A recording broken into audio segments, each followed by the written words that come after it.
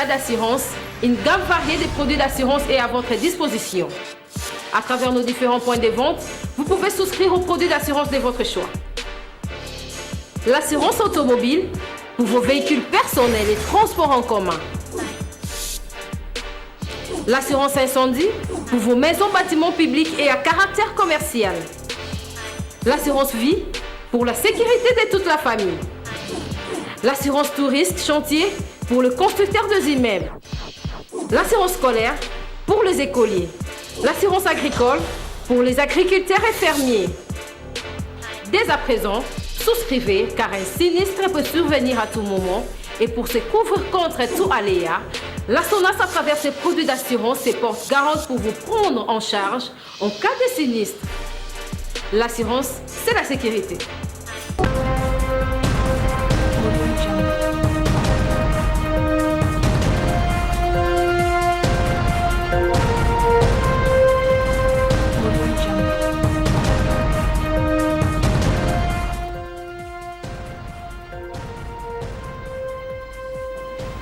Bienvenue dans ce journal sur la télé démocratique. La rencontre de l'opposition à Bruxelles a livré ses conclusions. Ensemble avec Étienne Tshisekedi, ils ont levé l'option de prendre part au dialogue politique avec le pouvoir de Kinshasa sous la modération de la communauté internationale dans le respect de la Constitution et ont rejeté toute hypothèse d'une quelconque transition, voire du référendum. À Kinshasa, cette rencontre de Bruxelles a vu d'un mauvais œil par Robin Minakou, secrétaire de la majorité présidentielle, est monté au créneau pour dénoncer ce qu'il qualifie de coup d'État. Il invite la population à doubler de vigilance pour faire échec à une éventuelle insurrection contre Joseph Kabila. Et puis Gabriel Kyungwa Koumonza est en liberté provisoire. Le député Steve Mbekai vient d'exhumer les dossiers Biloulou. De tristes mémoires, il entend saisir les instances judiciaires pour qu'ils répondent de ces actes de massacre de Kassaïen de 1992 dans l'ex-Katanga. Bienvenue à tous dans ce journal. L'opposition réunie à Bruxelles au conclave, initié par Étienne Tshisekedi, s'est muée en grand rassemblement. Les forces politiques acquises au changement ont levé l'option de prendre part au dialogue selon les dispositions 2277 des Nations Unies sous l'égide de la communauté internationale. Elle rejette cependant toute idée de référendum et de glissement des mandats au-delà du 19 décembre 2016. Freddy Noël Chioyo pour les explications. Les lampions se sont éteints ici au conclave de l'opposition réunie à Bruxelles autour d'Étienne Tshisekedi.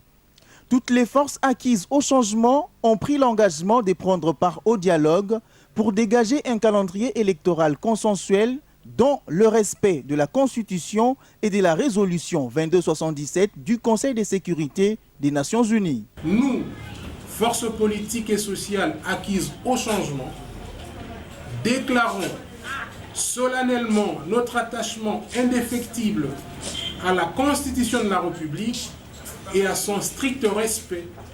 C'est pour cette raison, nous disons non à toute idée ou projet de référendum pour élaborer une nouvelle Constitution.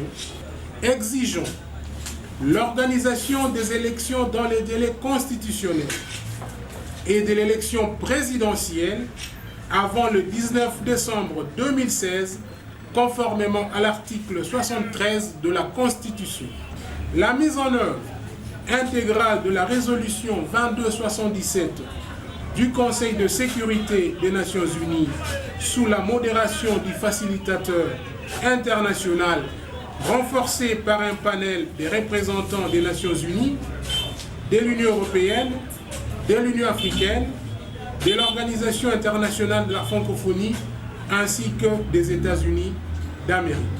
Les conclavistes ont, à l'issue de leurs travaux, investi Étienne Tshisekedi en qualité d'autorité morale du Conseil de sages pour le suivi des options levées. Un invité dans ce journal, il s'agit de M. Wesley Ngoy Lukaya. Il est communicateur du G7 et secrétaire général de l'UNAFEC chargé de l'administration. Bonsoir M. Wesley. Bonsoir. Oui, poursuivons ce journal, je vous rejoins juste après. La majorité présidentielle rejette en bloc les résolutions issues du conclave de l'opposition réunie à Bruxelles qu'elle qualifie d'une tentative de coup d'État. Aubin Minakou, secrétaire général de la majorité au pouvoir, fustige ce comportement qui qualifie de l'insurrection. Il appelle toutes les forces vives de la nation à la vigilance en vue de combattre ce qu'il qualifie des ennemis de la nation. La majorité présidentielle encourage la détermination de la CENI en poursuivre ses efforts de doter la République démocratique du Congo d'un fichier électoral crédible. Francine Bichi pour le reportage. Une tentative de coup d'État, c'est en ces termes que la majorité présidentielle qualifie les résolutions issues du conclave de l'opposition réunie à Bruxelles. Le secrétaire général de la majorité présidentielle invite les facilitateurs Eden Kodjo à poursuivre sans désemparer, d'autant plus que son mandat défini par l'Union africaine ne contrarie en rien la résolution 2277 des Nations Unies. La majorité présidentielle rejette toutes les résolutions adoptées par ce conclave comme constitutives d'une tentative de coup d'État. Fidèle à l'option de sagesse déjà levée par le président de la République à travers la convocation du dialogue politique inclusif, la majorité présidentielle invite le facilitateur à poursuivre sans désemparer l'action entreprise en vue de la mise en place effective du comité préparatoire et de l'ouverture du dialogue proprement dit. Elle souligne par ailleurs que le mandat de M. Eden Kodjo, tel que défini par l'Union africaine, ne contrarie en rien la résolution 2277. Par ailleurs, la majorité présidentielle rejette que l'opposition politique congolaise, 56 ans après l'indépendance du pays, complote contre la nation congolaise en violation de l'ordre institutionnel. La majorité présidentielle regrette que l'opposition congolaise, une partie de l'opposition congolaise, 56 ans après l'indépendance, recourt aux mêmes méthodes et aux mêmes pratiques des années 60 et 90 qui ont sémé le chaos, mis en mal le processus démocratique et sapé le tissu économique de notre pays. Par la même occasion, la majorité présidentielle encourage la CENI à poursuivre ses efforts de doter la RDC d'un fichier électoral transparent, fiable et inclusif, reprenant notamment les 10 millions de nouveaux majeurs ainsi que la diaspora en vue de l'organisation des élections crédibles, apaisées et transparentes. Restons toujours dans ce chapitre. Les recommandations issues du conclave de l'opposition à Bruxelles énervent certaines figures de la majorité présidentielle. C'est le cas de Claude Machala qui exige les rapports purs et simples du dialogue après le 19 décembre. Ces kabylistes voudraient voir la rue exprimer le vrai poids politique des opposants qui menacent de faire partir Joseph Kabila après cette date. L'initiateur de la pétition pour le changement pense que le dialogue ne doit pas être pris comme une faiblesse du pouvoir actuel. Il est au micro de Joseph Kamanga. De pareils touristes organisant une messe noire une fois de plus contre notre pays. Moi je vous dirais seulement ceci. Qu'ils apprennent à savoir, à se rappeler à tout moment que Kabila ce n'est pas un homme seul, ça c'est de 1. Et de 2, qu'ils sachent qu'au jour d'aujourd'hui, je suis de ceux-là qui disent qu'il est très important que le dialogue soit reporté après le 20 décembre. Parce que pour nous, je pense qu'il est grand temps que nous laissions la rue organiser la pesée de tout le monde pour que nous sachions effectivement quel est le poids politique d'un chacun. Parce qu'on se retrouve dans une situation où même des poids mouches se font passer pour de Mohamed Ali. Donc je crois qu'il est grand temps que nous mettions une pause sur l'organisation de ce dialogue, que Eden Kodjo rentre un peu chez lui, de façon à ce que nous attendions ce fameux départ de Kabila le 19 décembre.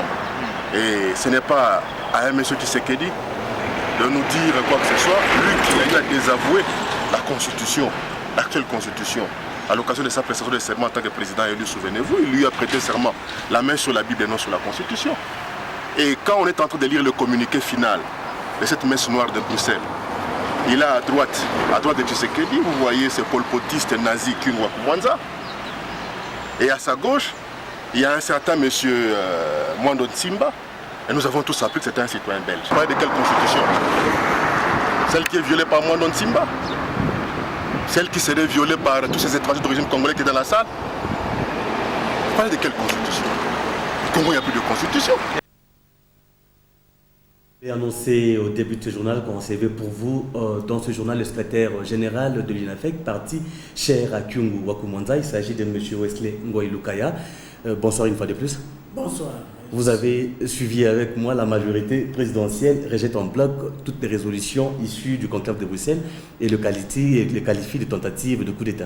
Je suis également communicateur de la majorité, raison pour laquelle je me trouve ici, communicateur du G7, pas de la majorité des tristes mémoires. Mais ce que je voudrais dire est qu'après toutes ces réactions, j'ai tiré une seule conclusion, c'est que le diable n'a pas encore libéré beaucoup de compatriotes.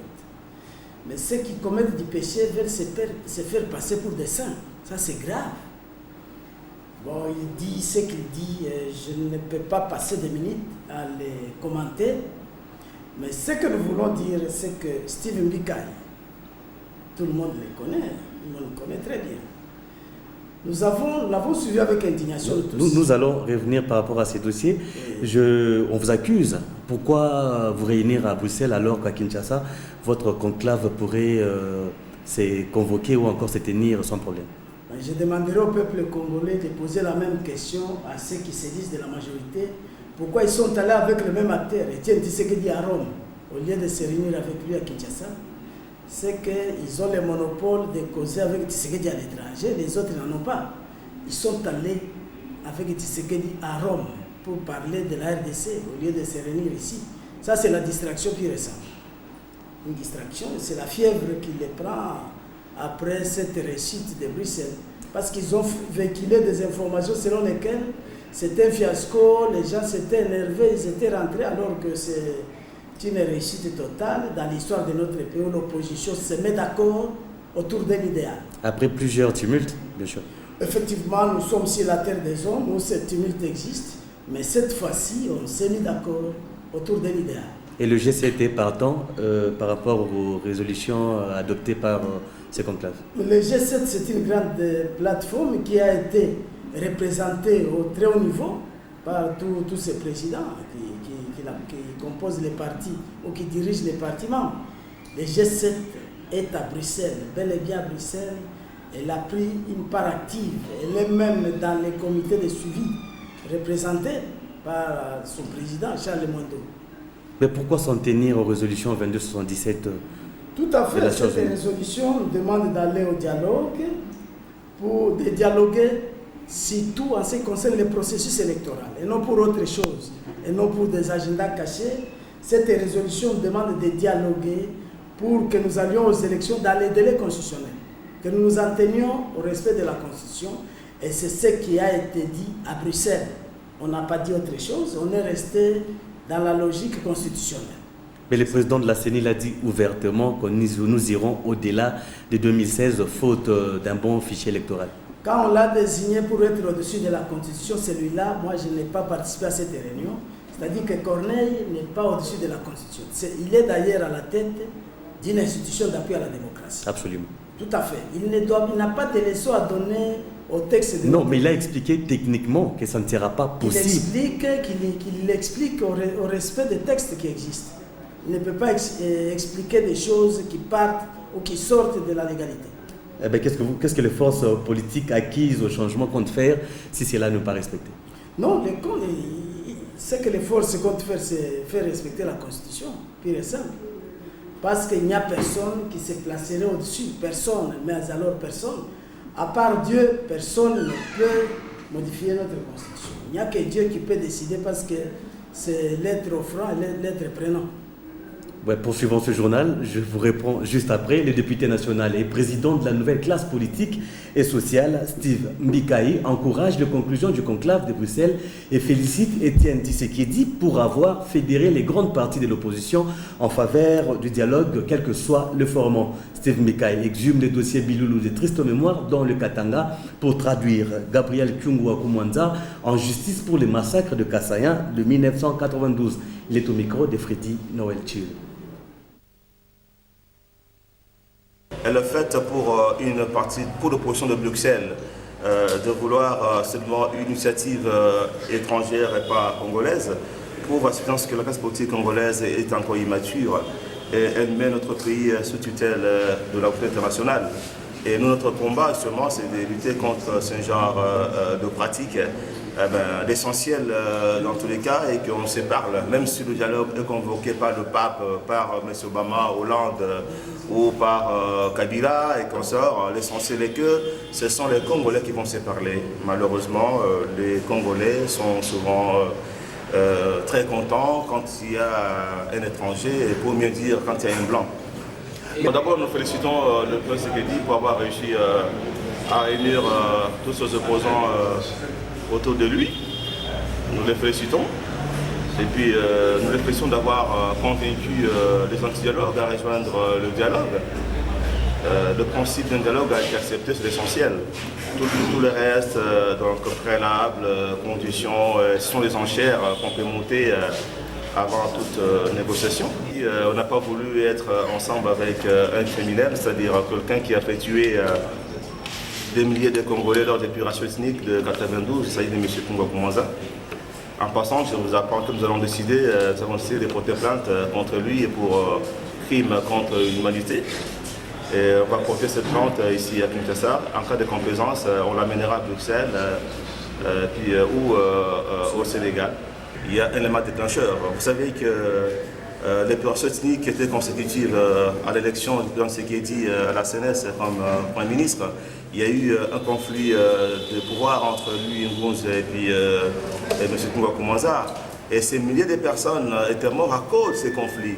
Le fait pour Kyungwa et Prince Tshisekedi s'embrasser à Bruxelles et que cette photo ait été postée sur Internet, ça blessait les gens, ça réveillait même le sentiment, la rancœur de ceux qui étaient blessés, qui ont perdu les leurs, qui étaient enterrés dans le plus long cimetière du monde qui va de Lubumbashi à Ilebo. Monsieur Wesley Ngoï, je l'ai dit tout à l'heure, vous êtes communicateur du G7 et secrétaire général de l'UNAFEC, parti cher à Kyungwa Kumwanza. Vous êtes chargé de l'administration. Vous venez de suivre le président de la nouvelle classe politique sociale. Il s'agit bien de M. Steve Mbikai qui compte traduire en justice votre président pour le massacre de 1992 perpétré contre le Kasaïen vivant au Katanga. Vous savez, depuis un certain temps, j'ai appris à ne jamais prendre au sérieux ce qu'il dit, ce que Steve dit, parce qu'il n'a pas de position, il court dans tous les sens. Vous savez, cette histoire-là, s'il en parle, peut-être que quand les événements se sont déroulés, il n'était pas encore né. Il n'était pas encore né, il n'existait pas encore. C'était en 1992, je crois. Oh, il n'était pas encore né, c'est pourquoi il ne maîtrise pas les tenants et les aboutissants. Je ne veux pas y revenir, je ne veux pas m'attarder là-dessus.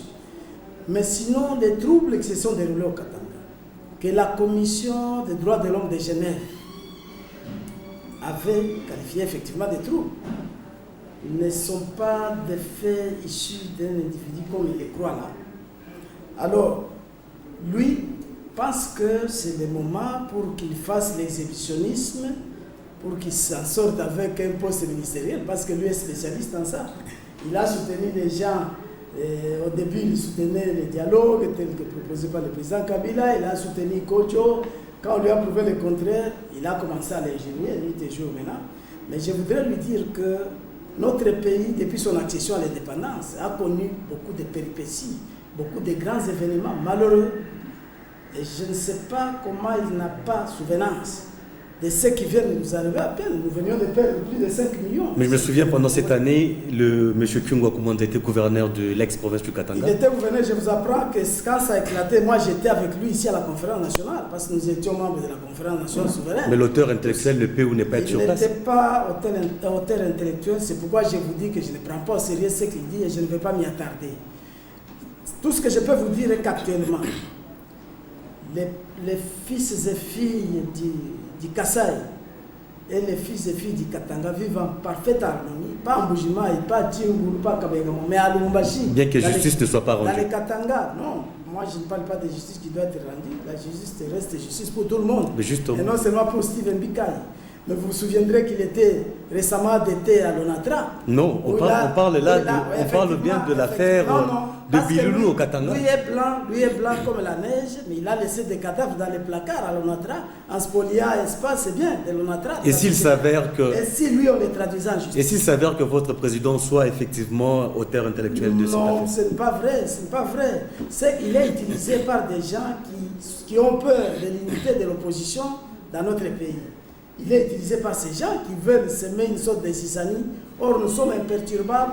D'ailleurs, nous avons des réactions des frères et sœurs du Kasaï qui sont au Katanga, qui les menacent, qui lui demandent de fermer sa bouche et qu'ils les laissent, parce que cette fois-ci, du moins, qui se dit avec derrière eux, les Katangais et les Kasaïens sont déterminés à en découdre et à combattre la dictature avec la dernière énergie.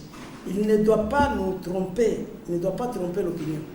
Qu'il se calme, qu'il s'occupe de cette recherche à tout bout de champ du pouvoir, mais qu'il n'aura plus jamais, parce que je ne lui fais pas une malédiction, parce que cette voie qu'il adopte, c'est une voie périlleuse. C'est une voie périlleuse. Moi, je crois qu'il devait recentrer son débat et s'en tenir à la réalité. On n'est plus au moment où l'on doit s'exhiber, on s'exhibe, on s'en tire avec un poste ministériel. Non. Steve doit changer de calcul, il doit changer de fusil d'épaule. Monsieur Wesley Ngoyi, vous venez d'un conclave qui a produit ses fruits, pour conclure absolument et finalement. Et quels sont vos attendements par rapport à la suite de la vie politique, je vais dire, après le conclave de Bruxelles? Effectivement, au conclave, vous n'avez pas appris qu'on se distribue des postes là-bas, comme elle les cherche partout.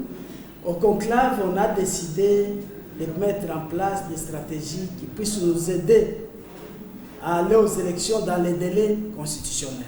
C'est-à-dire qu'au conclave, on a prêché le respect de la Constitution. Et cette Constitution qui est l'émanation du peuple congolais tout entier, qu'il a voté par voie référendaire, et que le chef de l'État lui-même, le président Kabila, a promulgué et a prêté serment là-dessus, en jurant de la respecter, la faire respecter.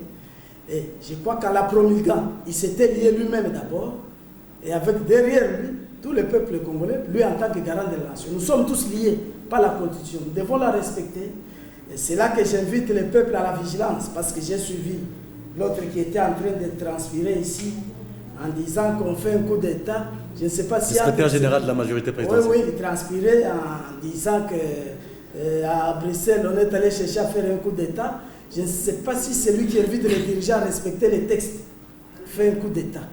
Et c'est lui qui veut violer les textes, devient saint, il est saint, il doit être encouragé. Moi, je crois que ça, c'est la distraction et c'est de la pire intimidation, parce que la notion du coup d'État doit être bien comprise. Il est magistrat, il est un ancien magistrat. Monsieur Wesley Ngoyi, merci d'avoir répondu à notre invitation. Je vous en prie, monsieur. Merci. Poursuivons ce journal. Les résolutions du conclave de Bruxelles devront-elles être suivies, exécutées? Voilà la question qui préoccupe les députés nationaux Basile Longo et Gabriel Mokia, tous deux de l'opposition, saluent le conclave de Bruxelles. Ils restent tout de même perplexes quant à l'exécution effective des résolutions de ces assises. Suivons.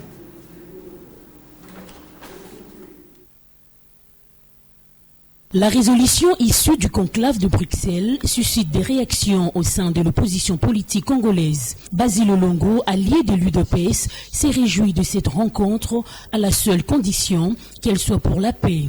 Partout les Congolais se réunissent pour l'intérêt du pays. Pour trouver la paix, c'est une bonne chose. De part et d'autre, il y a une convergence. Mais le format, le modèle, ou comment ça va se passer, c'est là le problème. Je pense ce qui est important est qu'on échange. Si on échange, parce que depuis tout le temps, je me disais qu'il faut échanger. Peut-être c'est le format qui fait défaut.